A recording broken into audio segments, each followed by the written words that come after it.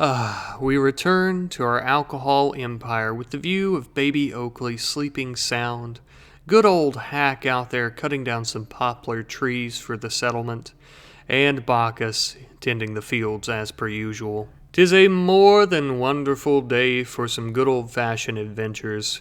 Let's get started.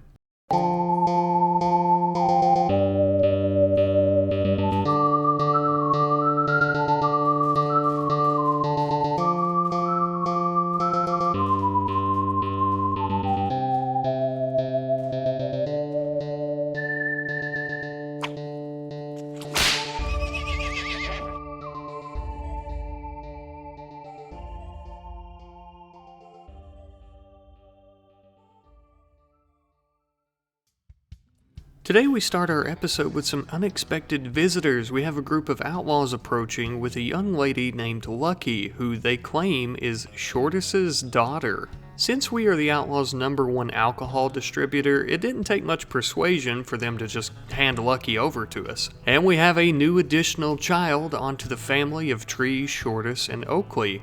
As to why Shortus hadn't told Tree about this child that was unknown to her, I'm unsure. Although it is possible that maybe when the British, French, and Prussian forces joined together to become the RimWorld Marshal Service, which is the dominant faction of this planet, and began enacting their own laws, maybe Shortus thought that his child was dead or kidnapped or something of that sort when they all had to flee. Or at least that's my best guess as to why.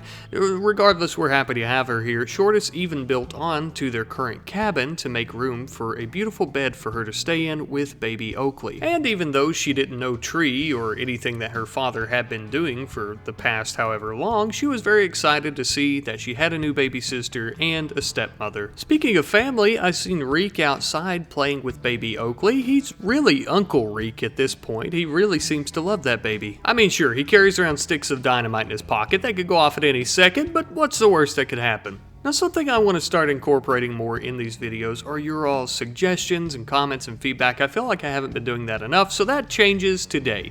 We have a comment from Jay Day saying, of course, that our impid cowboy Hack is wonderful and whatnot, but he has dog shit shooting skill. I'm paraphrasing a little bit here, so we're going to try to work on that. And it really reminded me of that cool scene from Django Unchained. Yeah, you know the scene.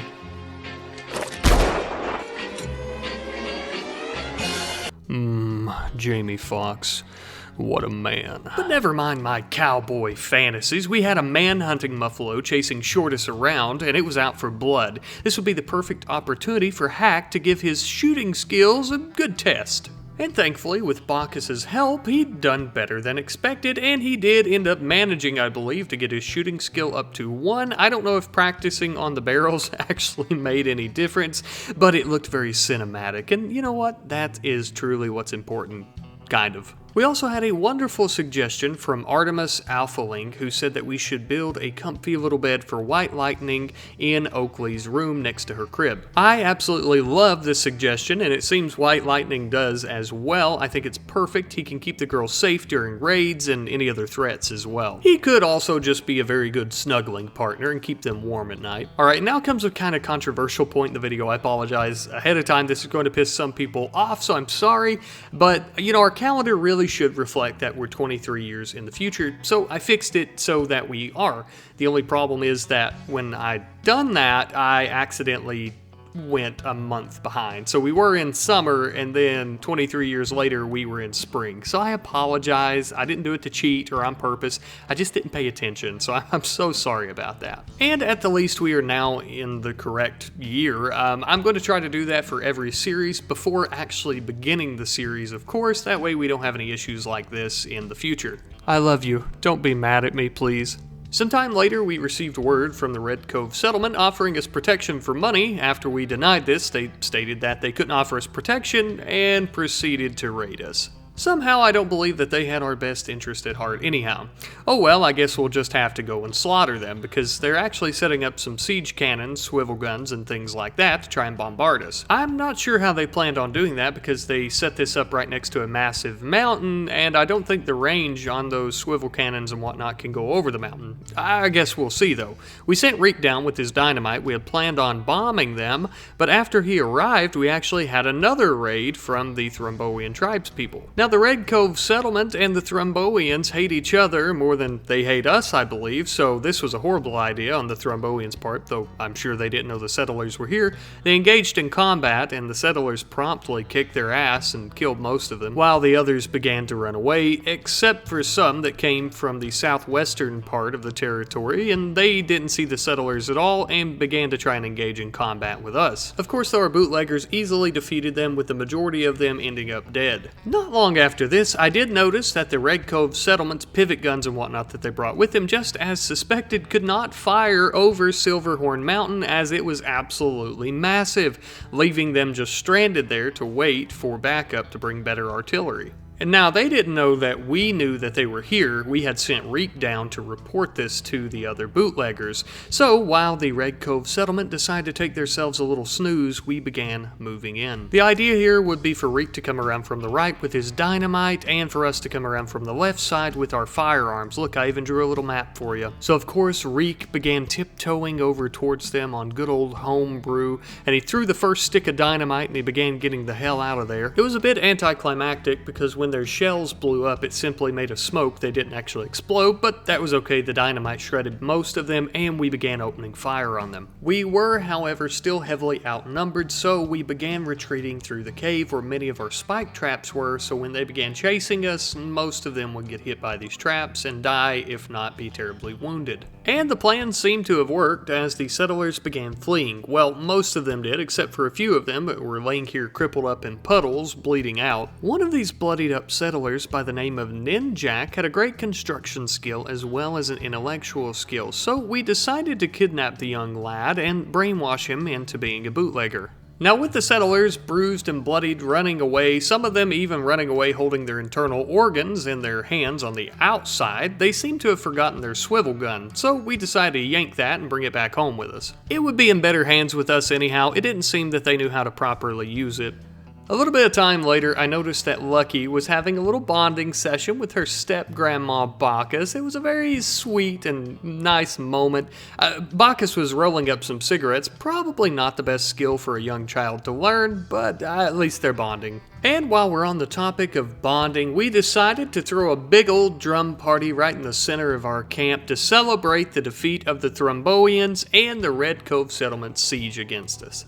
Everybody was having a good old time at the drum party. A lot of people were dancing around the fire, hipping and skipping and flipping and all that great shit, and a lot of us were playing drums. I seen Hack was actually playing drums right next to the tent that Blitz was trying to sleep in, so I don't know how he feels about that. But everyone must have hated it, because after that, the drum party turned out to be terrible, and everyone was really pissed off about it. And then late one night, Shortus had the bright idea that he would build some sandbags around our new swivel gun, as well as our already existing cannons, and that way we could shoot from behind at least a tiny bit of cover instead of it being right out in the open. Which truly was a brilliant idea. So brilliant, in fact, Tree thought it would be a wonderful idea to exchange some alcohol to a local trader in exchange for a massive cavalry sword that she could gift to her husband.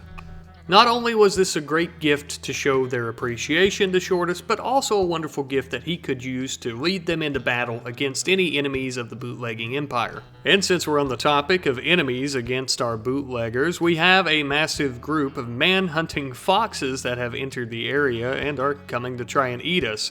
The problem with that, of course, we don't want to be eaten. Thankfully, by this point, we had replenished many of our wooden spike traps in the cave, so many of the foxes were killed by the spike traps or downed by the spike traps before making it out of the cave to us. Once they actually made it out of the cave, those lucky few that did, we began opening fire on them and murdering them. And during this time, White Lightning stayed inside the cabin with Lucky and Oakley protecting them. Some time later, we finally recruited Ninjak, and he could finally get to work on researching some things for us. We sent him into the research table, and we wouldn't allow him to come out until he researched many types of armors, eventually to the point that we could actually make some bulletproof waistcoats as well as other items that would protect us. And that were also very viable to create given our current technology level. Sometime later, late one evening, it was finally time for Lucky to become an adult. Well, what the game considers an adult, she's only 13 for God's sake. Anyhow, though, we ended up choosing the too smart trait for her, and then, of course, we were good to go. What do you think she's dreaming of? Whiskey? I hope it's whiskey because I have a surprise for you. We are building our very first whiskey cask. That's right, we're finally indulging into whiskey. Everyone says that it's the best for making a profit, so we're going to begin with that today. While we were waiting on our wheat to grow so that we could turn it into flour and then turn that into whiskey, we had a bulk goods trader who was willing to buy a little bit of our beer. They didn't have anything for us to buy, unfortunately, but we made some silver. Then, finally, one evening, it was time. Our wheat had grown, Bacchus standing in a field of golden wheat, just waiting to be turned into flour, and then turned into the luscious brown liquid known as whiskey. Even with our very small field of wheat, we ended up having way too much flour for the whiskey, unfortunately, but that was okay, as the expiration date, I think, was like 90 days or something, so we had plenty of time. Something else we had plenty of this time was potatoes. We had an overabundance. You know what that means. It's time for vodka. Sorry about that. I must have had a tickle in my throat there. I don't know what happened. But yes, this time we have so many potatoes and whatnot. We're going to be building many more vodka steels, whiskey casks, and things like that. Basically just ramping up operations here. But holy shit, do I have some bad news. Shortus, from all the smoking, has developed carcinoma on his left lung. He essentially has a cancerous tumor on his left lung. Oh my god, that's insane. I didn't think he was smoking that much. But anyhow, we're going to have Reek give it his best shot with some good medicine to try and cut it off. And thankfully, after a long, tiresome, strenuous surgery, Reek managed to cut the carcinoma off of his left lung. Shortus will live to see another day. About a day or so later, we received word from the leader of the Pack of Trogo, which is the Thromboian tribes people, who actually wanted to discuss with us about some peace talks. Well, Tree is a mother now, and she has babies to take care of here at the bootlegging colony, so we're going to send out Blitz, Hack, and Reek to be our diplomats, if you will. Hopefully everything goes well and they don't end up messing it all up, but to be honest with you, as much as the Thromboians hate our absolute guts into oblivion, I don't think it could get much worse than it already is. Thankfully though, we didn't have to worry about it anyhow, as after arriving, everything went well and we increased relations by about 60 or so points. Hack may be dog shit at shooting, but he is wonderful at socializing. And speaking of socializing, we were chatting it up with some traders, trying to offer them some of our high-quality alcohol when we had a raid coming from the Red Cove settlement. We ended up deciding to hide inside the brewery and make sure our product was okay, while the bulk goods trader fought them off. And of course, once again, to address your concerns, I know that we're all about community here, but they did have the opportunity to run. The Red Cove settlement wasn't coming to kill them. They simply came to kill us. We hid, and they decided to fight. That's on them. Luckily for us, at the end of the day, the traders ended up defeating the Red Cove settlement raiders. The worst we got out of it was some burning fields, but that was okay. We could run out and put those out pretty quickly. Now, given all the raids and the dangers that we faced this episode, I find it a wonderful time to tell you that Ninjak finally finished research on bulletproof waistcoats. So, Bacchus began working on our very first one. These waistcoats are infused with steel. It's basically like a bulletproof vest, except not really. It's a waistcoat. It's not that great, but it would somewhat protect us from, well, bullets.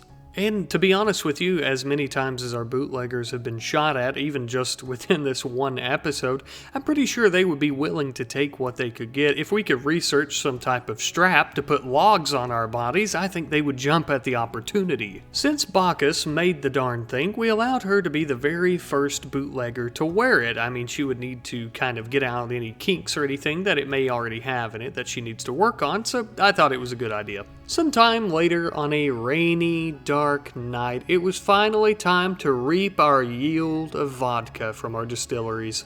Truthfully, one steel yields about 25 vodka, so we only ended up having about 100 vodka, but that was still more than we had before, as we now have 4 steels and we only had 1 previously. So we're once again ramping up production. It's just going to take a little while. In the meantime, though, Saburo would make a wonderful small sculpture so we could put in the brewery. It was called a P, and it says that it is a desired abstract shape, which I find to be very funny because throughout the last few episodes, what's really been keeping our colonists alive is peas. I've been growing a lot of peas, so it's really cool to see that. It's also worth mentioning something else I'd like to start doing because we're on the topic of peas, because we can grow peppers and peas and cabbage and all this other stuff with these expanded crops. I'd like to start growing a lot of that and trying to make some lavish meals for everyone. Mental breaks are not all that common, especially since we've introduced types of tobacco like cigarettes and whatnot for everyone, but I do think lavish meals and whatnot would help us out with keeping their moods high and stuff like that, and just increasing productivity overall.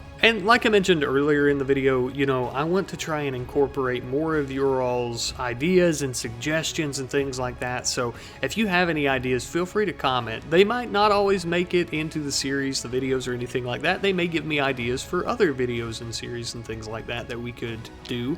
But, you know, even just the, coming together as a community and talking about these things and sharing ideas and stuff like that, it's one of my more favorite things to do as doing like YouTube videos and stuff. It's, I love seeing everyone's suggestions. You guys are awesome. You always have these awesome ideas, and yeah, I just love it all around. So be sure to do that if you have any ideas or suggestions. But guys, this has been episode 4 of our Alcohol Empire series. Thank you ever so much for watching. I very much appreciate you, and I appreciate your support on the channel, the videos, me, all the same gist I always talk about. I really appreciate you guys. Thank you so much for watching, and I hope to see you in the next one. You guys have a good day. Goodbye.